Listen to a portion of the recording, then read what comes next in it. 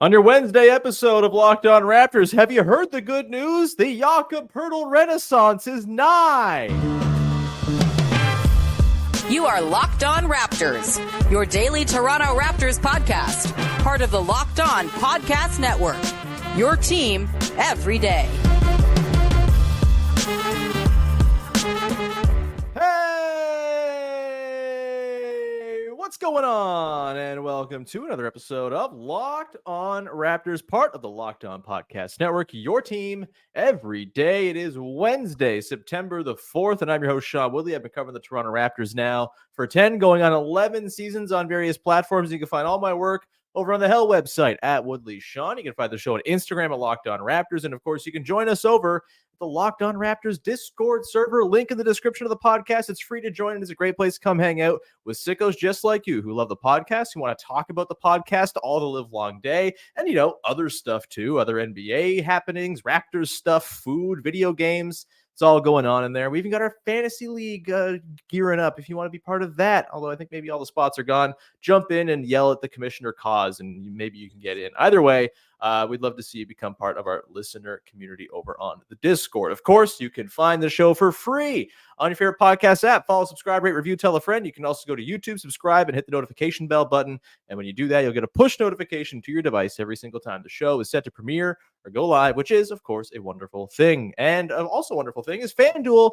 Now through September 22nd, all FanDuel customers can bet $5 and get a 3-week free trial of NFL Sunday Ticket from YouTube and YouTube TV. Visit FanDuel.com to get started. And we will get started here as we trudge forward once again with our best case, worst case series of shows here, running through all of the key figures on the Toronto Raptors and sorting through what their best, worst, and most likely outcomes for the upcoming season are. And yesterday we talked a little about Davion Mitchell, and today we are diving into one Jakob Poeltl, who is an interesting guy for this exercise because he's so down the middle and just so very Jakob Poeltl. But will there be some fluctuations perhaps from the steady year-to-year expectations for Jakob? We will get into that, and we will do so with our pal Big V, Vivek Jacob from Sportsnet and Raptors in 7. Big V, how the hell are you? I'm great, man. I'm a day away from vacation. And so even though summer is winding down in Toronto, I've still got a couple of weeks away to look forward to. And right now, I'm enjoying talking ball with you. It's vacation. What a wonderful thing. I'm jealous. You're going to have yourself a wonderful time on your trip, my friend. And we're going to miss you dearly while you're away on your vacation time. I don't think I actually give you vacation time, so we'll have to talk about that offline. But let's dive in here to Jakob Poeltl before we get into labor abuses and talk about his best case outcomes for this coming season. And I'm going to start off and say, I think this is going to be a huge Jakob Poeltl season, a Jakob Poeltl Renaissance, they're calling it. And it hasn't even started yet, but I think just the circumstances are set up for the best case outcome for Jakob to, in fact, come true in a sort of more likely sense than some of the other guys we've talked about in their best case outcomes. And I just think it's because of context. The trade is now behind us. We know the cost of the Poeltl trade. We've litigated it 1,000 times. I'm sure our friend Ben Chapman will litigate it 10 more times in the Discord by the time this episode posts, but we're going to put it behind us now and just live in a world where Jakob Poeltl's on the Raptors. Everything's fine. Don't got to worry about what the pick is going out the door. We know it's the 8th overall pick in a not so great draft. We can live with that and move on and just sort of talk about Poeltl within the context of the team. And as it turns out, Big V, the team makes a whole lot of sense for Jakob Poeltl in a way it did not before the exodus of Pascal Siakam, OG Anunoby, Precious Achiuwa on down the line. And I think because of the team context, because he's going to be asked to play a whole lot of minutes, and because all of the sort of fringe noise and stuff that maybe kind of has people whispering behind the scenes, oh, should they have Yak on the team? Should they trade him? Is he worth being here? Blah, blah, blah, blah. It's gone. We just get to live in a world where Jakob Poeltl plays on a basketball team that makes sense for Jakob Poeltl. And I think that is going to mean very good things for Yak this year. What say you to that proposition? Are you getting on board with the idea of a Yak Renaissance season on tap this year? I expect Yak to be Yak I think last season just. Boring. I mean, do you want to go through his numbers the last few years? We know what to expect, right? 12, 13, 9 boards, couple of assists, efficient from the field and not so efficient from the free throw line. That's what we've come to expect from Jakob Poeltl. And so that's kind of what I expect going in. Obviously, you have higher expectations. The funny thing is, like, the best case scenario for Jakob Poeltl is the Raptors winning games. Because as you pointed out, all that noise that was there last season, that can come back very quickly for Jakob Poeltl if the team gets off to a bad start. And then it's like, okay, does he really fit? Is there something else that you need to do to accelerate and sort of the youth movement? And so I think that is the best case above all for Yak. And obviously he has a huge impact on winning. And so as long as he can stay healthy, there's a decent chance of that. But the team success is going to be huge in terms of how good Jakob looks in a Raptors uniform this season. Does your ass hurt from all that fence sitting you're doing? That's what Yak does with his numbers. Well, I think that comes to an end this year, Big V. And maybe I'm stupid. Maybe I'm a fool who's dreaming up things that are just not going to come to pass. But I think Jakob Poeltl is going to have a career season. I think he's going to have a career high in scoring. His career high previously to this, 13.5 points in 21-22 with the Spurs. I think he's going to score more than that. I think he's going to probably flirt with a career high in rebounding. His career high, 9.3 back in that same 21-22 season for the Spurs, where he played a career high 29 minutes a game as well. I think he's going to surpass that. And a lot of that is because I think he's just going to have to play more than the 26.4 minutes he played last season on a team where they had a very sort of iffy front court fit with him, and the tenability of him on the floor in a lot of situations just didn't make a whole lot of sense. And then he didn't play down the stretch of the season because of injury and stuff. And so I think he's going to be asked to play more than 30 minutes a game. I think it's going to be a career high for him in that regard. And just being on the floor, he's going to walk into stats. The Raptors offense more or less runs through Yak like 50% of the time. Even if there's a guard or a Scotty Barnes creating, Jakob Poeltl is usually involved in some way, shape, or form, creating from the elbows. We know this. And I think in particular, pick and roll stuff this year, he's got a legitimate pick and roll combo to work with Emmanuel Quickley. And then in their little sort of tiny sample of time played last year together, they looked pretty awesome as a tandem, and I think they can only serve to sort of improve upon and refine that chemistry and connection as this season goes along when they get more runtime playing together. I think Quickley is going to make Poeltl better. I think Poeltl is going to make Quickley better. It's going to be this beautiful symbiotic relationship. And as a result of all of this, with, just him walking into easy laydowns and dump offs and pick and roll buckets and all of this stuff, I think he's going to walk into like 14.5 points a game, 10 rebounds, 3.5 assists. I'm feeling bullish on the overs on all those stats for Poeltl as a prelude to what our over-unders prop bets episode is going to be in about a month's time. I'm just fully in on this being a perfect environment for Jakob Poeltl to kind of make good on all of the, maybe not the top 10 center praise that Masai Ujiri heaped upon him, but certainly I think you can play to a degree where you kind of look around and say, they gave up the 8th pick for this guy? That's not so bad. Like, there's something good here with what Poeltl's doing. Not to mention, he's definitely going to start shooting threes, right? Right? No. No. The videos in Spain, not tricking me. But man, let's envision a world where Jakob Poeltl's hitting like 18-footers. What a beautiful thing that would be. It's still not happening. We know this, but man, Jakob Poeltl with an 18-footer, not only one of the most effective players, but also a very cool player. You're basically trying to mutate Jakob Poeltl into Marc Gasol. I mean, am I wrong to want to do that? Is it that bad? Sue me. I just don't think it's going to happen. Sure. Again, he's not going to go and hit a bunch of threes. If he were, then I'd be calling for 18 points a game because, the Brook Lopez transformation is underway. I don't think that's happening, but I do think just pure, this is like fantasy basketball stuff. If you're on the floor a lot, you're going to walk into a lot of stats. I think Yak is going to play significantly more than his career high 29 minutes from a few seasons back with San Antonio. Again, out of necessity, there aren't really any backup centers on this team that we can lean on or know that are going to be in the rotation. And I think, there's just going to be a lot of combinations that make sense with Poeltl, Scotty, Poeltl, Kelly Olynyk, Poeltl, whomever. The smaller looks with lots of shooting and quickly on the floor.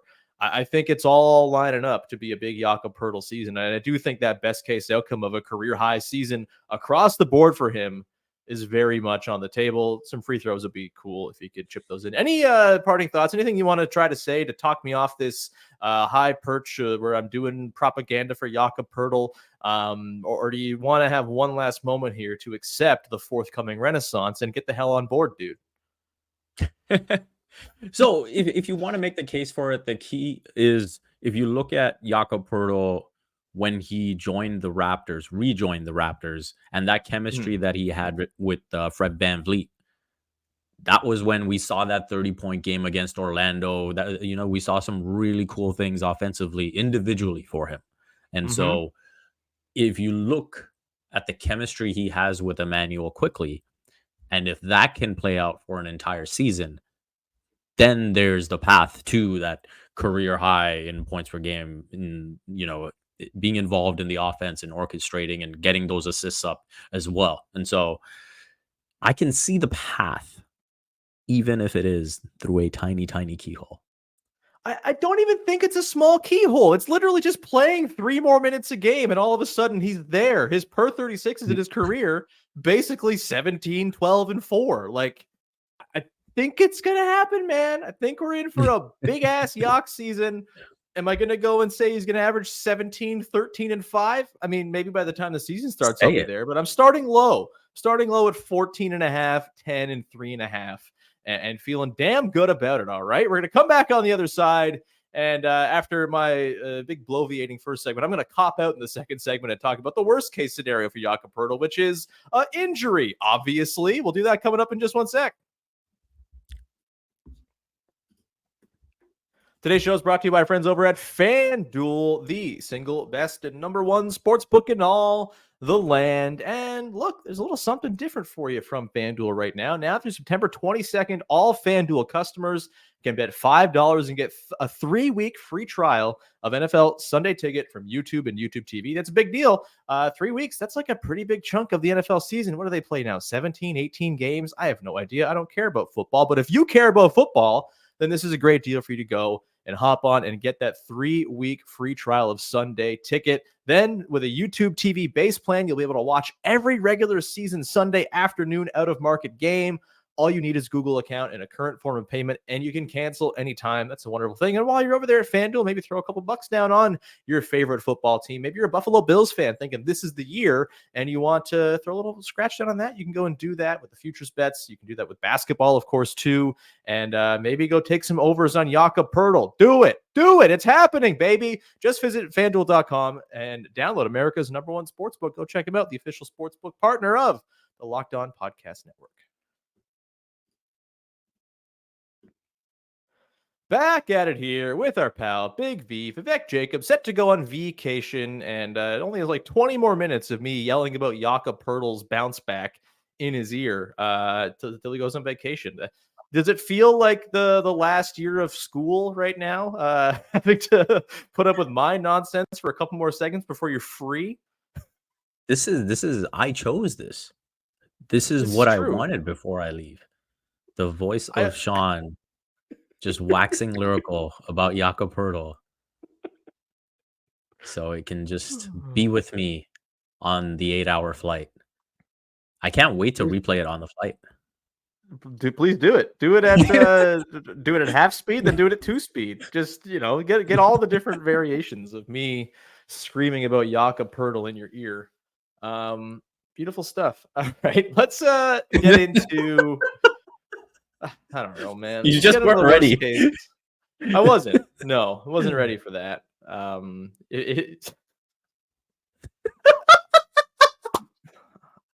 right. You do what you want to do on your vacation. I'm here to yuck your yum, dude, but don't do that. What are you doing? All right.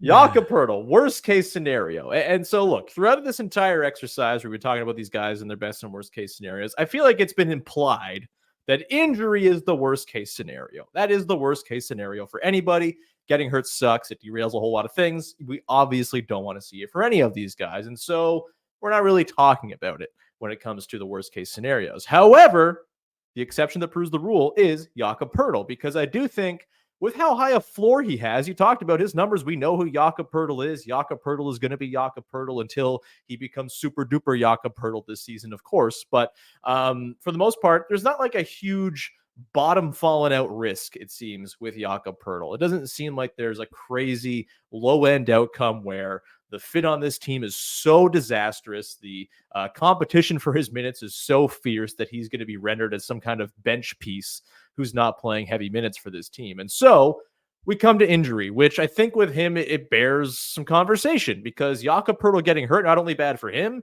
but it's bad for everybody, Big V. Would you agree that it's kind of fair to sort of go with the injury route here with Poeltl as the worst case scenario because of just how much he means to the base functionality of this basketball team? Yeah, I think that's fair. I think when you look at what the options are behind him, that's where it gets really, really difficult, right? And if you kind of at full strength, you view Jakob Poeltl as the starting center, and I kind of view Bruno Fernando as like the third string big who would step into a starting role if Jakob were to get injured, because you don't want to be in a situation where Kelly Olynyk is starting games again.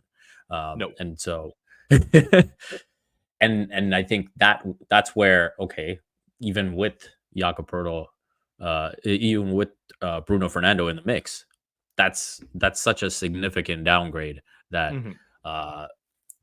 you'd really struggle to win games. And so I think you'd be asking so much of Scotty, of pretty much everyone, to just like kind of be there defensively and like step up their game to a point where you don't feel Yak's absence as much. And so I think that's where the issues lie. And so, yeah, I would say injury. I would say, again, I mentioned this in the best case scenario. The worst case scenario for me is if the Raptors have a difficult start to the season. Those games, the strength of schedule is less than ideal. And if you get into a situation where it's looking pretty bleak, then the worst case scenario is Jakob Poeltl is not a Raptor by the deadline. Yeah, that's very much on the table if things go awry. I mean, look, I have made my case many times about why I think trading Jakob Poeltl for the sake of trading Jakob Poeltl would be very stupid. And I think, honestly, even if it's a rough start to the season, say they go, I don't know, 7-18 during their difficult stretch, I think it'd be silly to then just jump to, well, we got to trade Yak now. He's still under contract for up to 2 more seasons beyond this.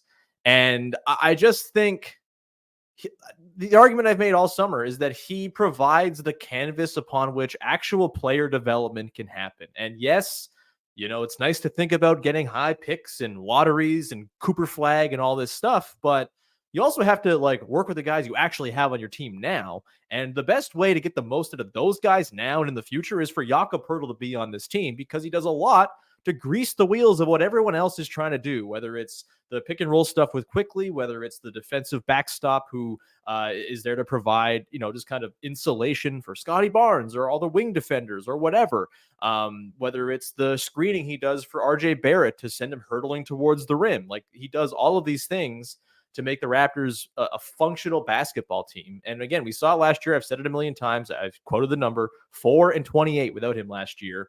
There's a reason they were 4-28 without Jakob Poeltl last year. And yes, part of it is roster construction and the fact that they've just punted on backup centers and, didn't learn from the time where they had no centers that, hey, maybe more than one is also a nice thing to shoot for. But we live in a world where they don't really have more than one right now. And so they got to ride with the one they got. And if the one they got is not available, it all falls to crap. And if you trade him, then okay, great. You trade Jakob Poeltl.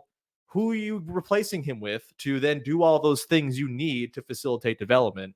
I have yet to hear a good pitch on who that might be. And so I think even if things do go awry and it's a really rough season, trading him at the deadline, do it at your own risk, I think is kind of where I come down on that. What about you? Like you mentioned it as the worst case scenario. Is there a world in which you look at and say, hey, like, okay, it's reasonable to go and trade him for a pick at the deadline? Like that feels like just taking steps back to maybe not take steps forward. I mean, I think that there is a path where you would see it as the best outcome just purely based on the long-term ramifications of all the contracts in place. Mm-hmm. And so if you're getting picks, if you're getting an ideal package, then you say, okay, considering the contract situations of Scotty and Quickly and even RJ right now on board, it might be prudent to just stock up the draft pick cabinet and take all these young guys and just build going forward. I guess, but I don't think that's the yeah. Like I don't think it's ideal, but I do think it's a plausible thought sort of stream. And I think that's where, does there come a point where, Christian Coloco enters the mix again? I don't know. Is there a scenario Can we give it up, man? Can we give up the Coloco thing? My God. It's like the most common comment on the YouTube channel. It drives like he's not on the basketball team. He's not on the Raptors. But things change for the Toronto Raptors. He's not in the NBA. We're talking about Jan Feb. I don't know why you're so exasperated right now, but it's not at you. Things can change. I'm yelling near you, not at you. But things can change by Jan Feb. And when you enter a worst case scenario, you can be in a situation where for back-to-back seasons, you end up getting pennies on the dime. That's the thing, though. This is the thing. They don't have, like they didn't have to trade Pascal Siakam for nothing. They don't have to trade Jakob Poeltl for a middling return at the deadline this year either. And again, I think you're just setting yourself back even further. And the Christian Coloco thing, like, I'm rooting for Christian Coloco, man. Don't get me wrong. But to count on a guy who hasn't played in a year to come in after being like a super raw rookie who didn't look like he had really any offensive tool bag as a rookie, like, it's just a lot to ask for him to come in and just like take over the Jakob Poeltl mantle. I would think Bruno Fernando stands a better chance of doing that than Coloco at this point. And like, you got to have a better plan, I guess, is my point, than Christian Coloco if you're moving off of Jakob Poeltl, because you get in the spot where you're spinning your wheels, you're taking steps back, hoping to take steps forward. But if you don't get the requisite players to take said steps forward, which, like, I don't see the pathway to getting a better center than Yak if you trade him for picks, then you're sitting in a situation where you're wasting years of the Scotty Barnes, IQ, RJ Barrett second contracts. And all of a sudden you become the Detroit Pistons. This is the path they're on, and they start tearing things down from where they're at now. It's build up time, man. It's not tear down time. It's well past the point of that when all of these guys are on their second deals. Yeah. I mean, would you be more open to trading for a young center? I mean, obviously the money would have to line up and you'd have to do other things. But if there was a scenario where you are able to get a young center, because the other aspect of this is just from a second apron perspective, if you're looking at Jakob Poeltl at $20 million, and say he's, for whatever reason, not able to play more than like 28 minutes a game again, is the juice worth the squeeze?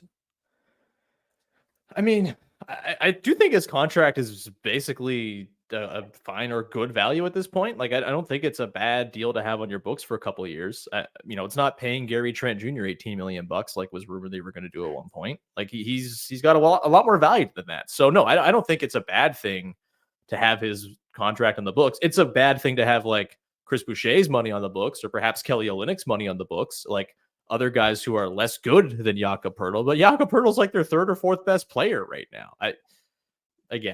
We're talking about doomsday scenarios where he gets hurt and misses time, where the team is a total disaster. Hopefully it doesn't come to that, because Jakob Poeltl is going to have himself a kick-ass season, baby. Come back on the other side here, Big V, and cool things down with a talk about what the most likely outcome for Jakob Poeltl is. Shocker, he might just be Jakob Poeltl.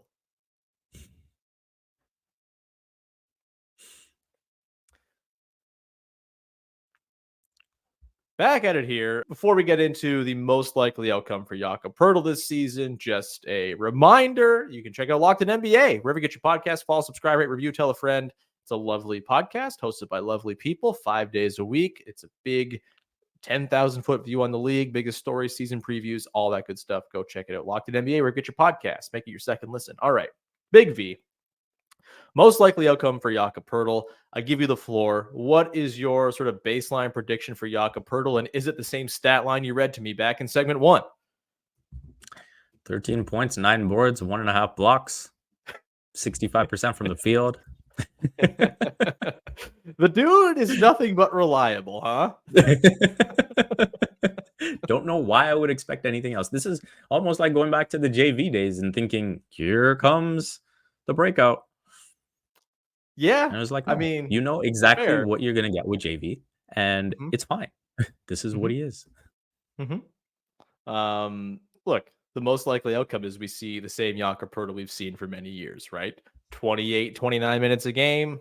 The stat line you laid out, maybe a bit of an inflated assist total playing within the offense for a more extended stretch. Although his assists went down last year, which is one of the more interesting stat notes from last season. They didn't go down. They went down. They're at 2.5, down from 3.1 during his stretch with the Spurs, up from where he was during his stretch with the Raptors post trade. So, but yeah, and I mean, the thing too is I expect that the Raptors are probably going to win their minutes when Jakob Poeltl's on the floor, or at least come close to breaking even, because they usually do. This is what has happened with him on the floor over the last couple of years. Even when they've had not so good lineups or sort of weird constructions, Jakob Poeltl tends to drive pretty positive basketball. And I think that's part of the baked-in expectation for me. His lineups will be the best lineups the Raptors have, surely. I think the starters will be a pretty decent lineup because Jakob Poeltl is there to backstop the defense. Is he a perfect rim protector? No, but is he a pretty damn good one? Yes, and I think that gives them a pretty decent baseline to go into the season with.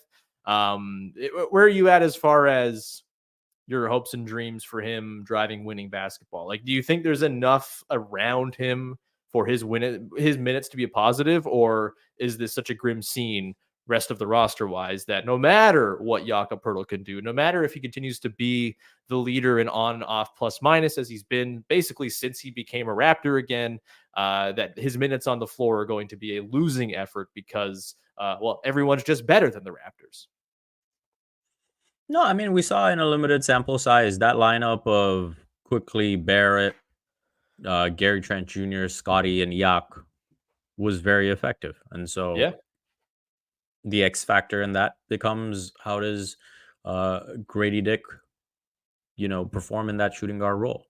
And so there is definitely a path to that unit being successful. Then, you've talked about potentially, how Quickly and Yak could work together off, so in supporting bench units and secondary units. And so I think those are probably the two keys to success for this team when Jakob Poeltl is on the floor. And so, yeah, I definitely think there's a path to winning minutes. Will it be a challenge? Absolutely. I think this team, no one is expecting this team to, crack 500. I don't think. Oh God, no. Yeah, I think 30 wins. There's like two factions of the fan base. It's like over or under 30 wins is kind of the sweet spot. I'm on the over for the record. I think the bottom of the East is hot ass, and I don't think the Raptors are quite hot ass. I think they're warm ass. And so, but yeah, it's gonna be that. It's 500. I think would be like kind of a shocker in a good kind of way. It'd be great, but I don't really see that happening. Right. Yeah. So that's the thing, right? Like in terms of winning, you are looking at those teams that you can at least look at eye to eye or look down at, and I think there's enough of those in the East. Definitely. And like the whole league, right? Like there's like 6 teams that are going to be actively trash, and then the rest will be kind of somewhere between good and warm ass, I guess.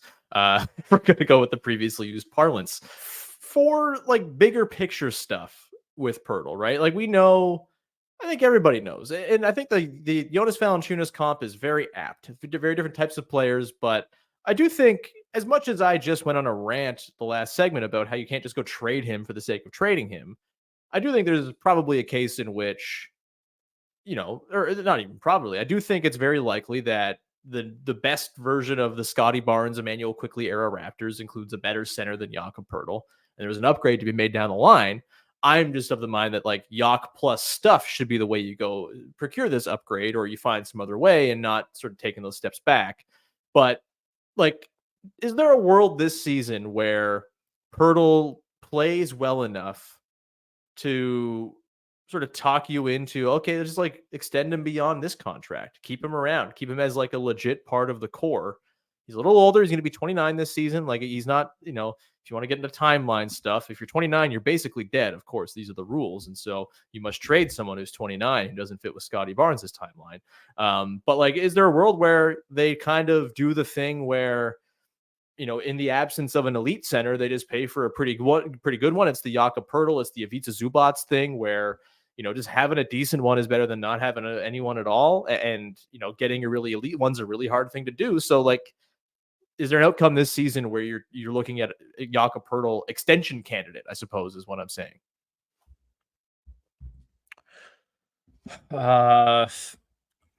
No, but I could see it down the line where he does come back on like a lower contract. And I think that's Sure. just where the league is trending with Mhm. these types of role players.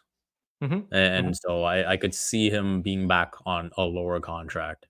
But I don't see that scenario being appealing to him at this Mhm. point. And maybe, uh, the tea leaves need to become more than tea leaves, and maybe that'll happen next season, Mhm. as teams are further down the line in the second apron stuff. And yeah, I think that's how I see it playing out. Yeah, I mean, he's got the 2 years left. He's got the player option on his last season. So, there's still plenty of, time to figure this out with Poeltl. I'm not saying he's getting an extension next summer. I don't think that's actually legal. But, I do think, I mean, if he has the breakout season that I'm picking, maybe we're talking about Jakob Poeltl. Give him 25 a year, baby. No, I'm not that crazy. But I think, again, I think his contract is going to age just fine. And I'm really fascinated, just kind of on that note, about like we need another summer under this CBA to start getting a real idea of how things are going to shift. Because I think we all thought it was going to be, well, there'll be max guys and there will be guys who make less than the mid level, and everyone else in between is going to disappear. And I actually wonder now is, are there going to be fewer max guys and more sort of 75% of the max guys? And then that money gets dispersed to the middle class a little bit more. And how does that affect a guy like Poeltl, who's not going to be a max guy, but is certainly part of that middle class of guys who, could kind of have his money taken away or redispersed through redistribution of wealth somehow. I think we need a couple more years under this CBA to really get a handle on how that's all going to play out. But that is a conversation for another day. And with that, we're going to send you off into your vacation, friend. Thanks so much for hanging out, pal. Do you have anything you want to promote for the good people out there? Well, I mean, there's not going to be too much going on since I'll be away. But the usual stuff, Raptors in 7. If you haven't checked it out yet, go ahead and check it out. Make sure you subscribe. And yeah, I think there's some fun content on there that you can catch up on because it's pretty. There's no real expiry on some of the summer stuff I've done, so you can go check that out. This is why we do evergreen content in the summer, baby. It's to allow for vacations on which we apparently listen to our work and reflect upon it, which is the sixth sick game you're apparently about to play on the podcast. Anyway, Yes, or sir. on your flight. But yeah, thanks so much for being along, pal. We'll see you when you're back from your trip. And in the meantime, thank you out there for listening, following, subscribing, rating, reviewing, putting up with my Jakob Poeltl propaganda and Christian Coloco exasperation, much as our pal Vivek did today. We'll be back again Thursday or Friday, not exactly sure when, and we will talk about another Toronto Raptors core player. There are 3 more we got to talk about, I think. Bruce Brown, Kelly Olynyk, and of course, Scotty Barnes still on tap. Maybe we get into some of the rookies, although who can say? Best case, worst case for a rookie? It's a big old, I don't know, shoulder shrug. But we'll talk about those three guys for sure to round out best case, worst case. And we're creeping closer and closer to media day, start of the season, preseason, all that good stuff. I think our first preseason game for the Raptors is in like a month from today. What a beautiful thing. We will leave it there. Thank you so much for hanging out. We'll talk to you again on the Thursday or Friday, another episode of Locked On Raptors. Bye-bye. Garbage.